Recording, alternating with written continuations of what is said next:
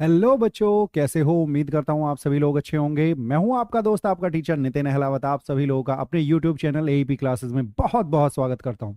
तो बच्चों, जैसा कि थंबनेल तो आपने देख ही लिया होगा, आज का हमारा क्वेश्चन है कि log 1 की वैल्यू 0 क्यों होती है। आज इसी की एक्सप्लेनेशन लेकर, यानी इस कॉन्सेप्ट को समझाने के लिए ही मैं आपके सामने आया हूं।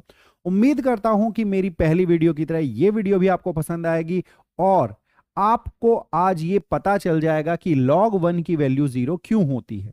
ठीक है। और इस पर है ना, बहुत सारे बच्चे है ना कंफ्यूज रहते हैं कि log 1 की वैल्यू आखिरकार 0 होती क्यों है, क्योंकि मालूम ही नहीं होता। बस एक रट्टा लग जाता है कि log 1 की वैल्यू क्या है, 0। तो बस इसी को रटते रहो और log 1 की वैल्यू को 0 लगाते रहो। लेकिन आज हम इस बात को रटेंगे नहीं, बल्कि समझेंगे। पूरी एक्सप्लेनेशन दूंगा। उम्मीद करूंगा कि आप लोगों को आज के बाद कभी भी ये डाउट नहीं रहेगा कि log 1 की वैल्यू 0 क्यों होती है। तो चलिए फिर शुरू करते हैं। तो log 1 की वैल्यू 0 क्यों होती है, इसका रीजन क्या है? देखिए, अगर मैं किसी को एक तरह से कहते हैं ना एक्सपोनेंट के रूप में लिखूं, तो कैसे लिखूंगा? मैंने लिखा, 1 सेकेंड।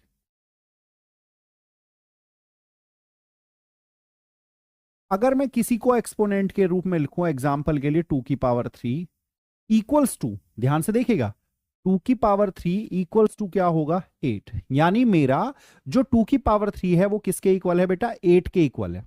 समझ में आई बात? ठीक है।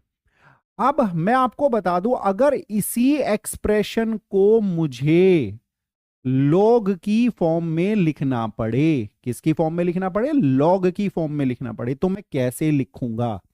इसको मैं लिखूंगा, देखिएगा, लॉग बेस टू 8 और इक्वल्स टू 3। ध्यान रखिएगा, ये जो बेस है ये लॉग का बेस बन जाएगा। ये जो आपका रिजल्ट है वो यहां पर आएगा और जो ये आपकी एक्सपोनेंट है वो यहां पर आएगी।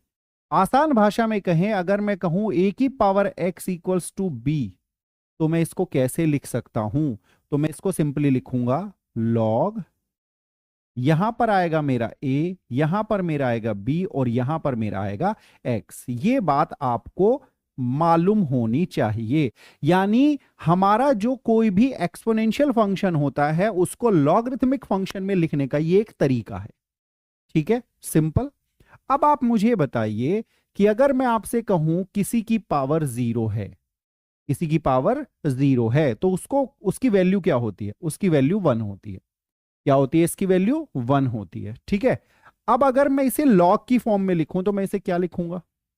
मैं इसे लिखूंगा लॉग x1 इक्वल्स टू 0। ठीक है। ध्यान रखिएगा, जब हम log 1 लिखते हैं, log 1 इक्वल्स टू 0, तो वहां पर बेस कुछ भी हो सकता है। ठीक है। यानी ये जो बेस है ये वाला, ये कुछ भी हो सकता है। अब आप सोच के चलिए, मैं आपसे कहूं log 1 की पावर 0 क्या होगा, 1। log 2 की पावर 0 क्या होगा, 1। आप इसमें से जैसे अगर इसको लिखोगे तो आप क्या लिखोगे? यहां लिखोगे log 2, यहां पर लिखोगे 1 और ये क्या आ जाएगा, 0। यही कारण है कि log 1 की वैल्यू 0 होती है। तो जब कभी भी वो आपसे कहता है log 1 इक्वल्स टू 0, यहां पर बेस कुछ भी हो सकता है, तो यानी वो बताना चाहता है कि 10 to the power 0 is equals to 1। यानी वो किसी की पावर को, अगर किसी की पावर 0 हो तो उसकी वैल्यू 1 है, ये उसे बताना चाहता है। इसीलिए log 1 की वैल्यू क्या होती है बेटा, log 1 की वैल्यू होती है 0। उम्मीद करता हूं कि ये बहुत ही आसानी से आपको क्लियर हो गया होगा। ठीक है, कोई डाउट, कोई दिक्कत? क्लियर हुआ ना? तो ऐसे ही और इंटरेस्टिंग वीडियो के लिए मेरे चैनल को सब्सक्राइब जरूर कर लें और बेल आइकन दबा दें, ताकि आपको आने वाली मेरी सभी नई वीडियो की नोटिफिकेशन रेगुलरली मिलती रहे। और अगर वीडियो को अभी तक लाइक नहीं किया है तो फटाफट वीडियो को लाइक जरूर कर दें। तो चलिए फिर मिलते हैं नेक्स्ट वीडियो में एक नए कॉन्सेप्ट के साथ। तब तक के लिए बाय बाय, टेक केयर, जय हिंद।